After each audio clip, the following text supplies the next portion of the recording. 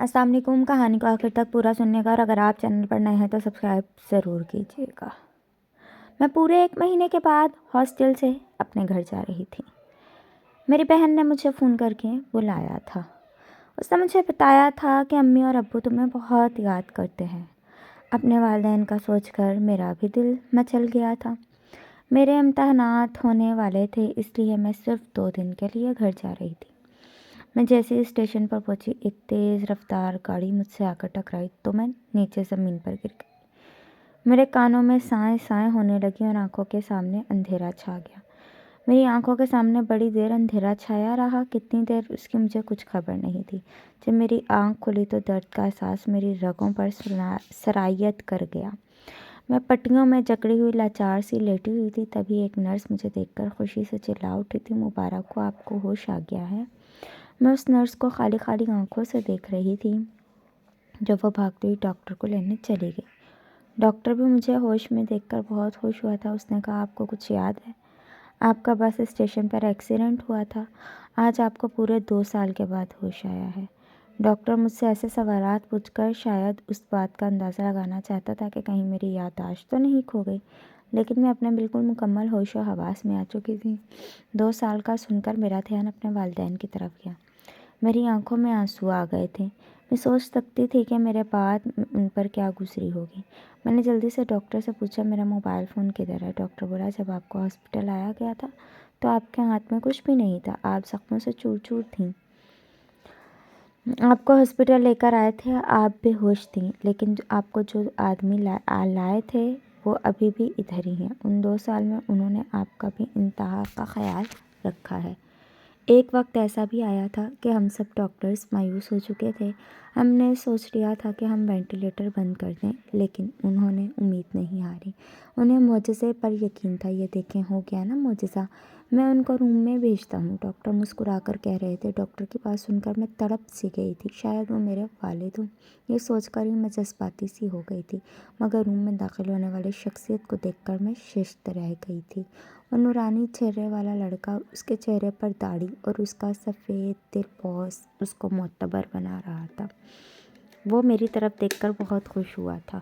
وہ مسکرا کر بولا، شکر ہے آپ کو ہوش آ گیا۔ اس لڑکے کی آنکھوں میں سچی خوشی کے رنگ دیکھ کر میں حیران رہ گئی تھی۔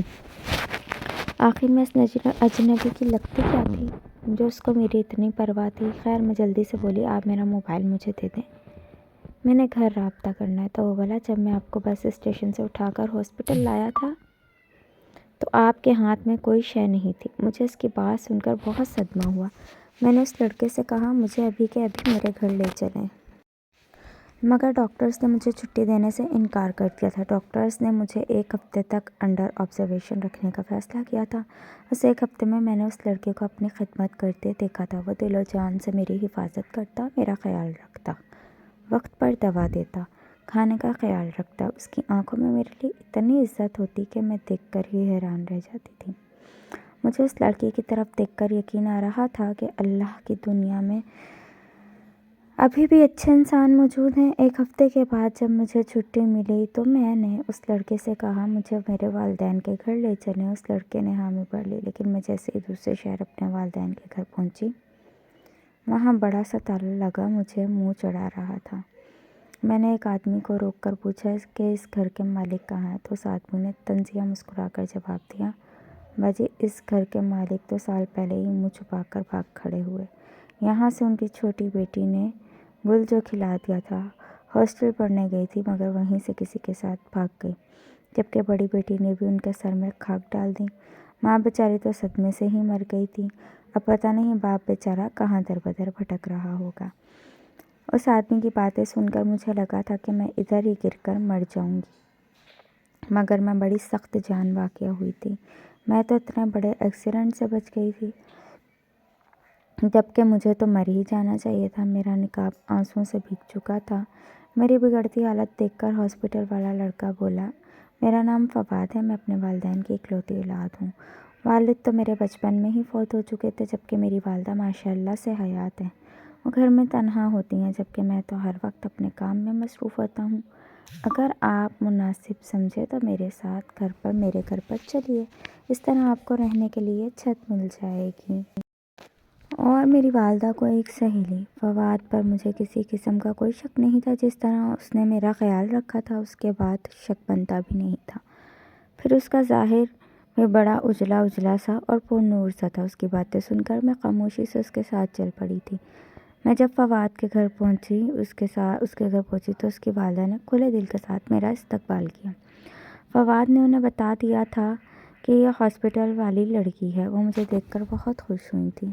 وہ بولی، شکر ہے بیٹا، تم صحیح سلامت میری نظروں کے سامنے کھڑی ہو۔ تمہاری فکر میں تو میرا بیٹا گھل گھل کر آدھا رہ گیا۔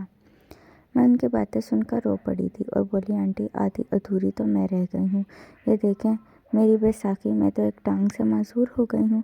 انہوں نے مجھے اپنے ساتھ لپٹا لیا تھا۔ انہوں نے میرے آنسو پوچھ کر کہا تھا، آج کے بعد ایسی ہرگز کوئی بات مت کرنا۔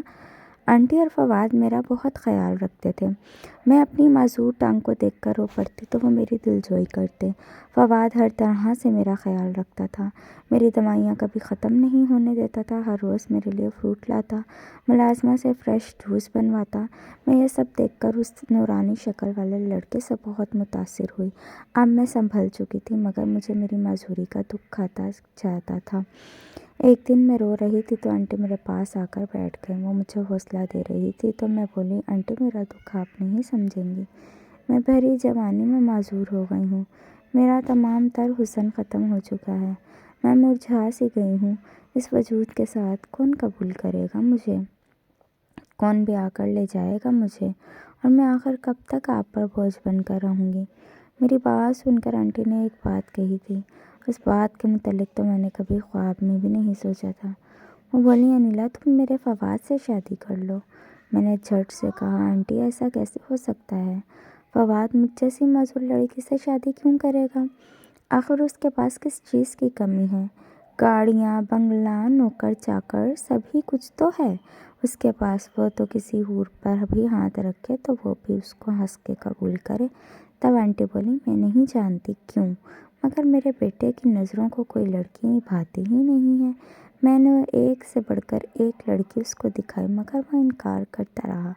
اب تو میں نے تنگ آ کر اس کے لیے رشتہ دیکھنا بھی چھوڑ دیا تھا، مگر جب میں نے اس کے سامنے تمہارا نام لیا تو وہ فوراً مان گیا۔ آنٹی کی بات سن کر میرے دل کو انجانی سی خوشی ہوئی تھی۔ فواد جیسا شوہر تو قسمت والی لڑکیوں کے حصے میں آتا ہے۔ میں نے بھی ہاں کر دی۔ یوں چھوٹی سی تقریب میں ہمارا نکاح ہو گیا۔ میں انیلا فواد بن کر سیج پر بیٹھ کے اپنے شوہر کا انتظار کر رہی تھی۔ وہ کمرے میں آیا اور بیٹھ گیا۔ کئی لمحے خاموشی کی نظر ہو گئے۔ بیڈ پر میرے ساتھ بیٹھ گیا۔ میں نے خود ہی گھونگھٹ پلٹ کر فواد کی جانب دیکھا تو وہ مجھے عجیب سی نظروں سے دیکھ رہا تھا۔ اس نے اچانک کالک میرے سامنے کر دی اور بولا، انیلا یہ کالک لو، اس کو میرے چہرے پر مل دو۔ میں فواد کی بات سن کر بوکھلا سی گئی تھی۔ میں نے اس کا حکم ماننے سے انکار کر دیا تو فواد نے مجھے دھمکی دی کہ وہ اسی وقت مجھے گھر سے نکال دے گا۔ مجبوراً مجھے اس کا کہا ماننا پڑا تھا۔ میں نے فواد کے پورے چہرے پر کالک مل دی تھی۔ اب مجھے وہ پرسکون دکھائی دے رہا تھا۔ پھر فواد بولا، انیلا اٹھو اور میرے کمرے سے نکل جاؤ۔ میں حیرت میں ڈوبی فواد کو دیکھ رہی تھی۔ کہاں تو وہ مجھ پر جان نچھاور کرتا تھا اور کہاں اب جب بیوی بن گئی ہوں تو وہ یہ سلوک کر رہا ہے۔ میں اٹھ کر کمرے سے نکل گئی تھی۔ ساری رات لاؤنج میں بیٹھی رہی تھی۔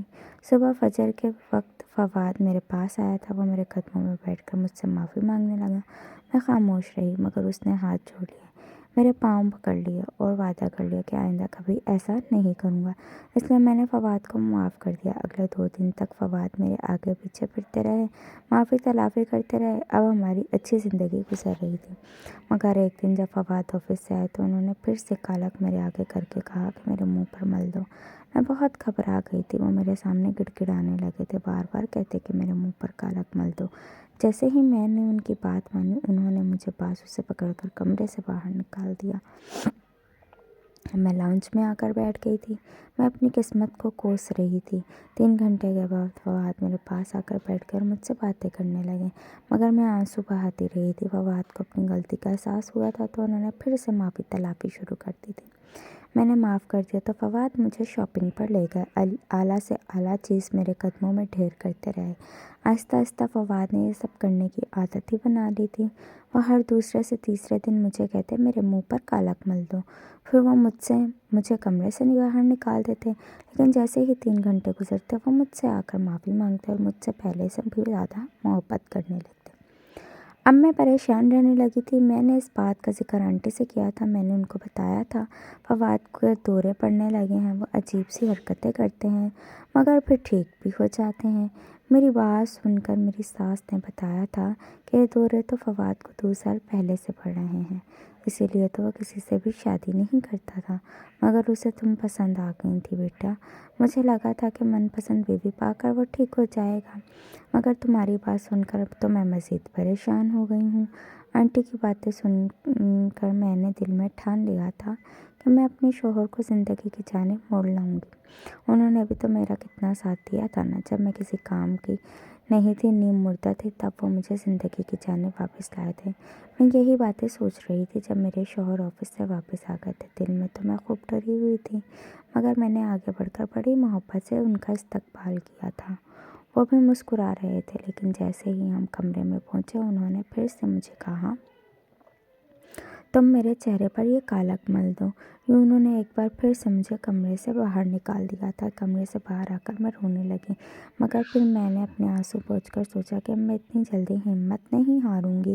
میرے ذہن میں خیال آیا، میں فوراً ہی لانچ سے اسٹول لے کر آئی اور اس پر چڑھ کر روشن دان سے جھانکا کہ آخر میرا شوہر مجھے کمرے سے نکال کر کیا کرتا ہے۔ یہ دیکھ کر تو میرے قدموں سے جان ہی نکل گئی کہ وہ ایک تصویر کو پکڑے کھڑا تھا۔ وہ اس تصویر کو چوم چوم کر روتا جا رہا تھا، پھر الماری سے خط نکالا اور اس کو پڑھ پڑھ کر روتا جا رہا تھا۔ میں اسٹول سے نیچے اتر آئی تھی، ایک سرا میرے ہاتھ لگ چکا تھا وہ تصویر، مگر وہ تصویر کس کی تھی یہ جاننا باقی رہ گیا تھا۔ میں نے آنٹی سے پوچھا تو انہوں نے بھی لا علمی کا اظہار کیا تھا۔ ایک دن میں نے موقع پا کر الماری کی چابی اپنے شوہر سے چھپا لی تھی۔ میں نے جھٹ سے الماری کھولی۔ وہ صبح جیسے ہی آفس گئے تھے، سب سے پہلے ایک خط میرے ہاتھ لگا۔ میں نے کانپتے ہاتھوں سے اس خط کو کھولا تھا۔ وہ کسی لڑکی کا خط تھا، اس میں لکھا ہوا تھا فواد میرا کوئی بھائی نہیں تھا۔ تو میں نے دیکھا تو لگا کہ اللہ نے مجھے بھائی سے نواز دیا ہے، لیکن تم تو انسان نما بھیڑیے نکلے، تم تو انسان کے روپ میں شیطان نکلے۔ میں نے تم پر اندھا اعتماد کیا تھا، تم نے تو مجھے سچ میں اندھا ثابت کر دیا۔ آج میں تمہارے ہاتھوں مجبور ہو کر خودکشی کرنے پر مجبور ہو چکی ہوں، مگر میں خدا سے دعا کر کے جاؤں گی کہ جس طرح تم نے میری ہنستی مسکراتی زندگی کو تباہ کر دیا ہے، اللہ تمہاری زندگی کو تباہ کر دے۔ تم پر ایک ایک سانس بھی بھاری ہو، نہ تم زندوں میں رہو نہ مردوں۔ تم ہر پل مرنے کی دعا کرو مگر تمہیں موت بھی نہ آئے۔ تم ساری زندگی سسکتے رہو، یہ بد دعا ہے تمہیں اس تحریم کی جس نے تمہیں بھائی سمجھا تھا۔ وہ خط پڑھ کر مجھ پر کپ کپی طاری ہو چکی تھی۔ وہ ساری تحریر آنسوؤں کے نشانات سے بھری پڑی تھی۔ ادھ الفاظ لکھنے والے کے درد کے گواہ تھے۔ پھر میں نے جلدی سے دوسرا لفافہ کھولا۔ وہ لفافہ میں نے جیسے ہی کھولا تو میرے تو ہوش ہی فنا ہو گئے۔ وہ میری بڑی بہن کی تصویر تھی، میری تحریم آپی کی۔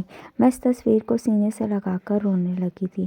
تبھی کمرے کا دروازہ کھلا۔ فواد کو دیکھ کر میں اس کی جانب لپکی تھی، وہ بھی گھبرایا ہوا تھا۔ جلدی سے بولا میری الماری کی چابی گھر میں ہی رہ گئی تھی، میں آدھے راستے سے واپس آیا ہوں، کہاں ہے تمہیں کیا ہوا ہے اور تم رو کیوں رہی ہو؟ فواد بات کرتے کرتے میری حالت دیکھ کر چونک گیا تھا۔ میں نے آگے بڑھ کر فواد کو کالر سے جا پکڑا تھا، میں اسے بری طرح سے جھنجھوڑ رہی تھی۔ میں روتی جا رہی تھی، میری تحریم آپی کہاں ہے؟ اس کا یہ خط وہ ٹھیک تو ہے نا؟ میرے ابو کہاں ہیں؟ مجھے سب کچھ سچ سچ بتا دو۔ مجھے یوں روتا دیکھ کر فواد بھی جذباتی ہو گیا تھا، وہ بھی رونے لگا تھا۔ اس نے مجھ سے کہا اگر تم مجھ سے وعدہ کرو کہ تم مجھے چھوڑ کر نہیں جاؤ گی تو میں تمہیں سب سچ بتا دوں گا، لیکن اگر تم مجھے چھوڑ کر چلی گئی تو میں جیتے جی مر جاؤں گا۔ میں نے اس کے ساتھ جلدی سے وعدہ کیا تھا، میں نہیں چھوڑ کر جاؤں گی۔ تب فواد مجھے سب کچھ بتانے لگا تھا۔ وہ بولا، میں جس آفس میں جاب کرتا تھا وہاں ایک نئی لڑکی آئی تھی، اور نئی لڑکی اپنے آپ میں رہنے والی سادہ سی لڑکی تھی۔ وہ حجاب کرتی تھی، اپنے کام سے کام رکھتی تھی، اسی لیے سارا کا سارا اسٹاف اس کی بہت عزت کرتا تھا۔ لیکن وہ لڑکی مجھ سے بات کرنے لگی تھی۔ آفس کا کوئی کام سمجھ میں نہیں آتا تھا تو وہ مجھ سے پوچھ لیا کرتی تھی۔ میں اکثر اس کی ہیلپ کر دیا کرتا تھا۔ وہ مجھ سے کہتی تھی، اگر میرا کوئی بھائی ہوتا تو میں بالکل آپ کی طرح ہوتا۔ میں نے اس سے کہا کہ وہ مجھے ہی اپنا بھائی سمجھ لے۔